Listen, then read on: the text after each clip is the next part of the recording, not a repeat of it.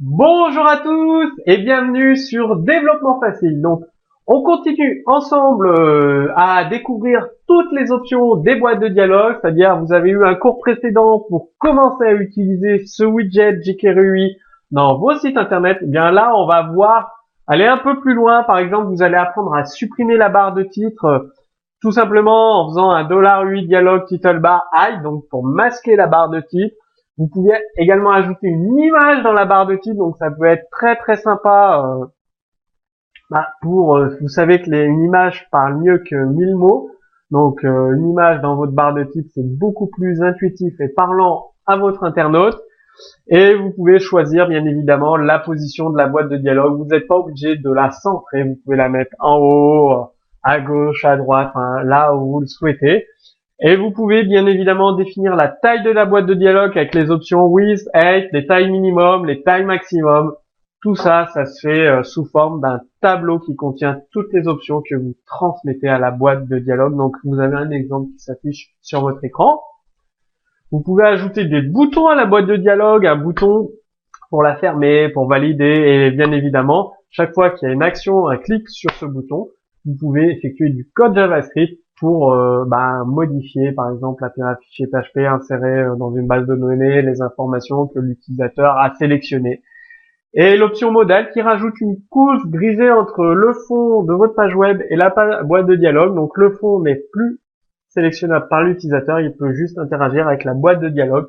Tout simplement, c'est très très pratique pour générer des pop-up dans une page web en fait. C'est beaucoup utilisé. Donc vous avez l'option before close qui permet d'ajouter une action avant la fermeture définitive de la boîte de dialogue. Par exemple, une confirmation, voulez-vous vraiment fermer la boîte de dialogue?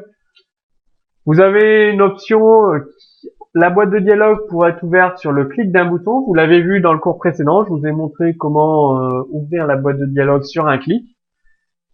Qu'est-ce que vous pouvez faire tellement de choses avec la boîte de dialogue. Vous pouvez masquer avec le CSS le bouton de fermeture. Voilà, tout est expliqué au clic sur le bouton ouvrir, la boîte de dialogue s'ouvre, vous pouvez afficher un message. Il y a énormément de possibilités. On voit tout ça ensemble avec un exemple de code source. Alors là, on ajoute les boutons, le bouton fermé, c'est-à-dire vous ouvrez la boîte de dialogue, là on affiche un message, donc on écoute des événements. La boîte de dialogue est ouverte, la boîte de dialogue est fermée. Sinon, lorsque la page s'ouvre en attente des actions de l'utilisateur, tout ça, ça se fait grâce à des actions. On écoute des événements, open et close, et on change le statut. Donc, c'est-à-dire, vous avez une div qui s'appelle statut ici. Voilà, div en attente des actions de l'utilisateur. Là, le bouton pour ouvrir la boîte de dialogue et le contenu de la boîte de dialogue. Le titre est défini ici avec une image. Donc, remarquez l'image avec un lien. Ici, ça renvoie sur développement facile, tout simplement, de la boîte de dialogue. Quand on clique, vous pouvez faire énormément de choses avec la boîte de dialogue. Vous pouvez la positionner. Donc là, la boîte de dialogue est positionnée ici. Vous pouvez définir la taille de la boîte de dialogue. Donc le clic sur le bouton qui ouvre. Donc vous avez vu énormément de possibilités avec la boîte de dialogue. Définir sa taille. Là, il y a des tailles maximum, des tailles minimum qui ont été définies grâce aux options qui sont ici. Voilà, tout simplement. Donc maintenant, c'est à vous de jouer, à vous d'utiliser des boîtes de dialogue si vous en avez besoin dans vos sites internet. Si vous avez des questions, posez-les directement sous la vidéo. Comme d'habitude, sur Développement Facile, sous ce cours, vous trouverez le code source commenté en téléchargement que vous pouvez réutiliser dans vos applications web. Et je vous propose la vidéo 2, il y a un lien juste au-dessus de moi, une image, ou juste en dessous.